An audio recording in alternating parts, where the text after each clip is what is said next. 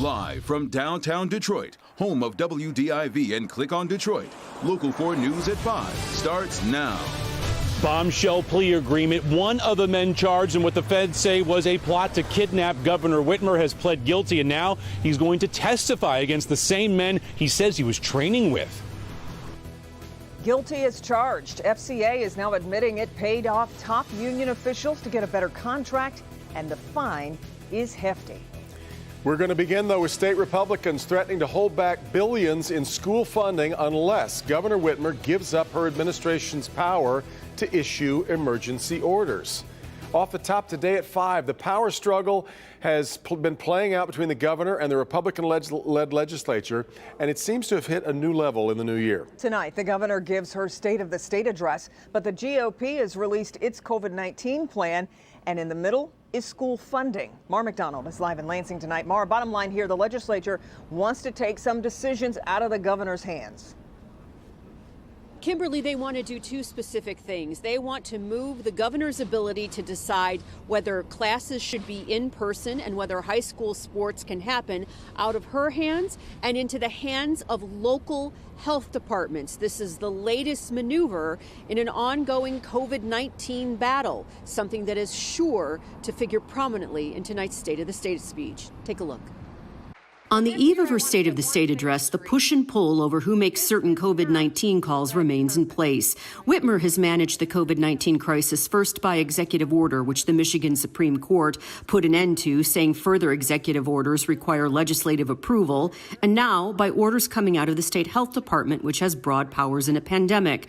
Tonight, the legislature has unveiled its own plan to combat COVID, and one of the key points, it ties $2.1 billion in school funding to a law that would allow local health departments, not the governor, to make the call on whether school can resume in person and whether high school sports can be played. And I understand the concern that parents and athletes have and their desire to re-engage, but I also point to some events that just happened in the last couple of days with seeing this variant growing in and around Washtenaw County and around the University of Michigan campus. In addition, it's offering to sweeten the pot to school districts who bring their students back by February 15th, offering an additional $250 per student. The governor has said she would like all districts to offer in-person classes by March 1st.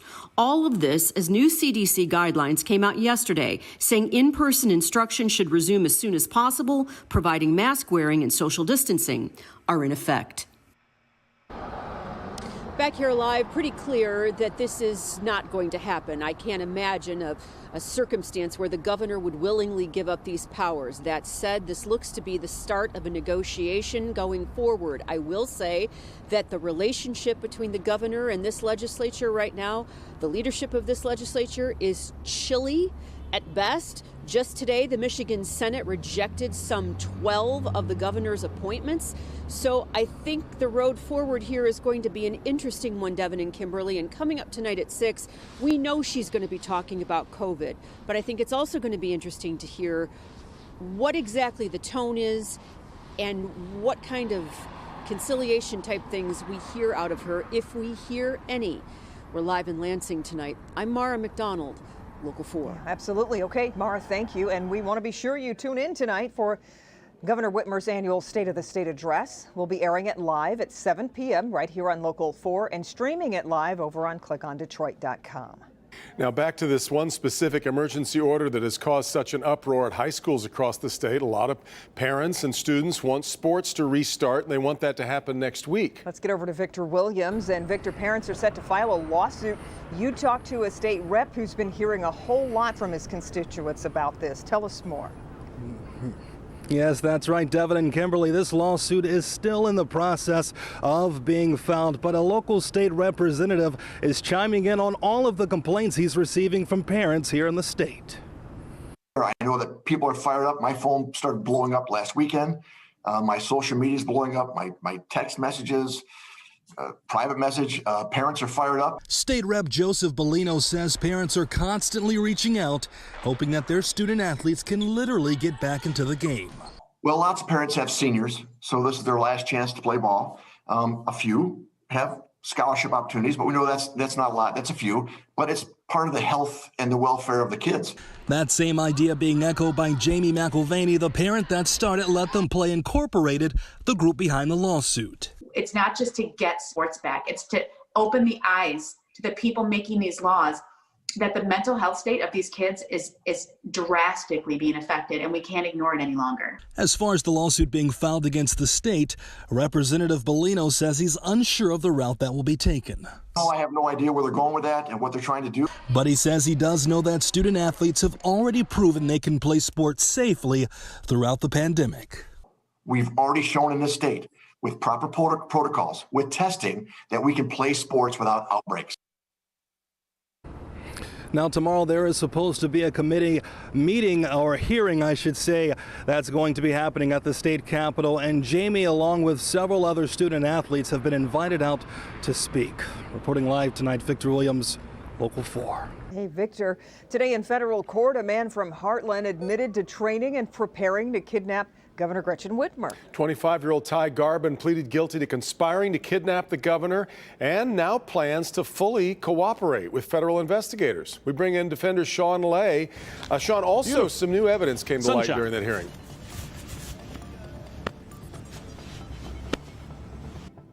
A very devoted and loving mother. He has a great dad who is a veteran and served his country. Tonight, the Local 4 defenders getting key insight into the plot to kidnap Governor Whitmer and into the first man to plead guilty to his role in the plot, Ty Garbin, an airline mechanic from Heartland. Our cameras were at his mobile home the day the FBI raided it and took Garbin into custody. He's only 25. His attorney, Mark Satawa, says Garbin wanted to take responsibility. And in pleading guilty, the feds agreed not to charge Garbin with the federal offense of weapons of mass destruction. Garbin says IEDs and explosives were part of the plot. Dropping that charge is huge for Garbin. The weapons of mass destruction issue is an anvil hanging over the head of our client that would have almost assuredly resulted in a life sentence. In his plea, Garbin admits to his role in training to kidnap the governor in a violent raid on her summer home.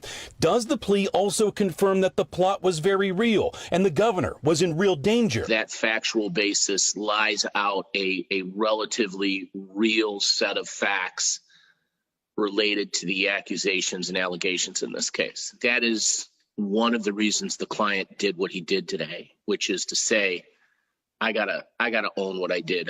I don't feel, it doesn't feel right. Huge development in this case. At the plea, at Garbin pleading guilty today, the judge asked him about testifying against the other men Garbin says he was training with to kidnap the governor. The judge said it might mean someday you are called in the courtroom and you're obligated to tell the truth, even if it ends up hurting the people you know. Do you think you could do that? And Ty Garbin, Devin, and Kimberly said, I could, Your Honor. Back to you. Okay, Sean. Former Macomb County Prosecutor Eric Smith has taken a plea deal. Smith pleading guilty to one count of obstruction of justice, that charge stemming from the former prosecutor's misuse of county forfeiture funds and attempts to cover it up. Smith agreed to a sentence of 21 months in federal prison. He'll also pay nearly $70,000. Formal sentencing coming up in April. Smith said today, I knew what I did was wrong. At 6, we take a look at exactly what he admitted to doing today in court.